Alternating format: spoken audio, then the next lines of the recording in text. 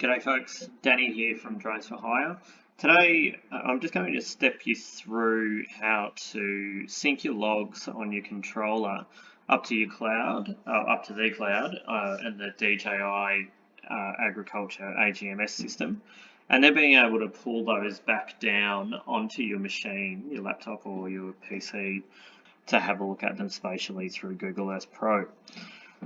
So we've got here the controller, or the splash screen for the controller. The first thing that we want to do here is move up to your little profile, your head and shoulders in the top, and we want to click that. Here you'll see all of your user info, so you'll start to get some of your statistics around your task areas, your time up, and how many times you've flown. Just in here, you've got flight records that you can see, and if you click through to that little arrow, what should come up here is all of your flight records that you've undertaken through the history of your activities.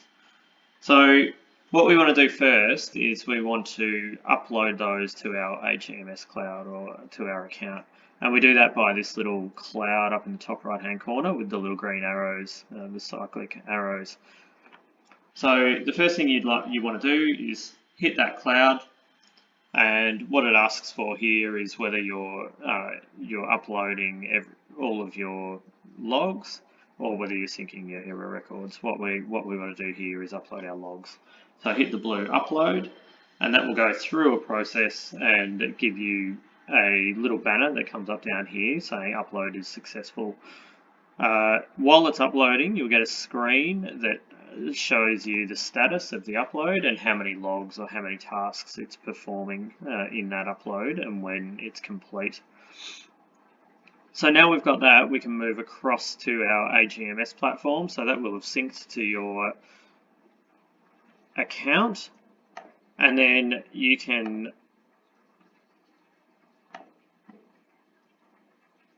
move across to your Agris management platform. Okay, so we're now in our DJI Agriculture Agris management platform, or AGMS. And what we're looking for is flight statistics. So here you can see we've got our flight statistics in the down on the left hand side, and this gives us our total task area, our total flight time, total flights, a number of different things, and it also allows us to search by different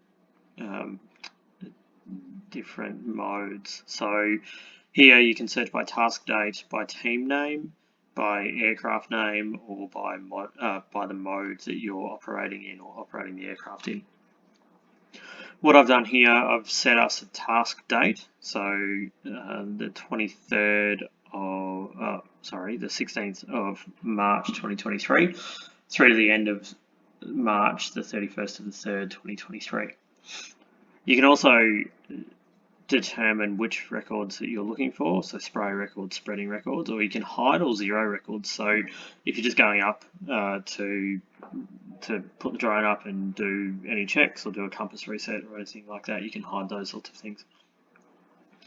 It's really important here to just to come down to your pages and view 50 per page before we start, and then these are all your individual records. You can either select the records that you would like, or if you want all records from a particular date or a particular bracket, you can just go up to the dark band and press and click the little square, and you'll be able to select all. So now that we've selected all, we come down here and it gives us a couple of options. We can download as an Excel file and just get all of the data out of the logs without the spatial data, or we can click this button here, the view flight route, and that's what we're going to do today. So click view flight route, and you'll be able to then see all of the routes that you've done within that bracket of time and what you've performed. Now, down the bottom here, it gives us a couple of options. We can generate and download an image. So if we just want to have a look at that as a picture, we can do that. Alternatively, you can export as a KML file, and that's what we're doing today. So we'll click the export KML file, and down here and that will download as a compressed file.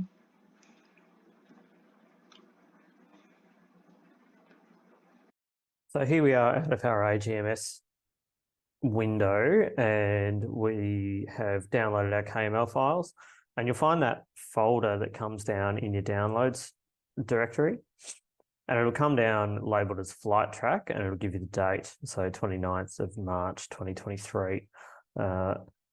So the first thing we need to do is extract that. So we can right click and hit extract all, and this will then show us where that's going to be extracted. So that'll land in our downloads folder, and it will open up to what we see here. So in this folder, we have a number of flight records, and you can see the icon here. This is the Google Earth Pro icon, but these can be opened in Google Earth Pro or any other GIS application. You might be using QGIS or depending on if it imports KMLs, any of your other software platforms that you might be using for spraying and spreading.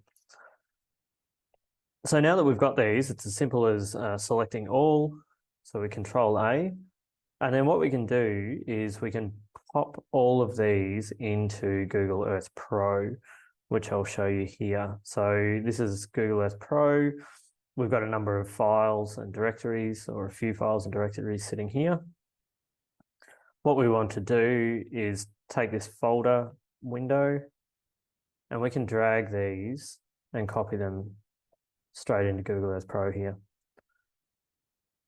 And here they are.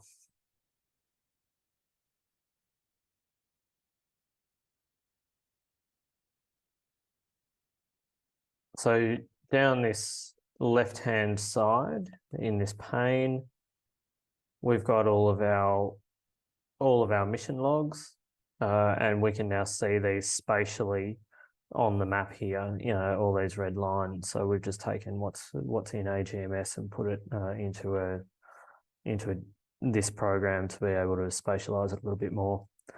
The other good thing about being extracting to here is you can click on each flight or each area, and it'll give you the mission that it's referring to. So that'll come up in blue, and then it'll give you the flight attributes or the data that is attached to that.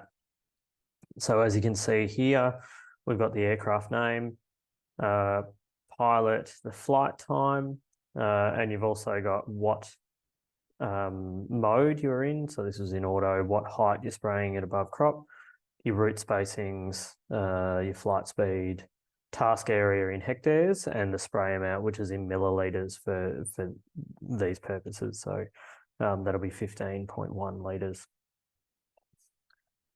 You're then able to turn those on or turn these on or turn them off as required, so that you can start to look at individual flights, individual records, and what you've done, or you can group them and look at them as a full group, depending on what you need to do.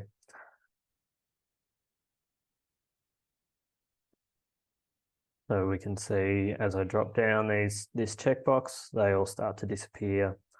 So there we go.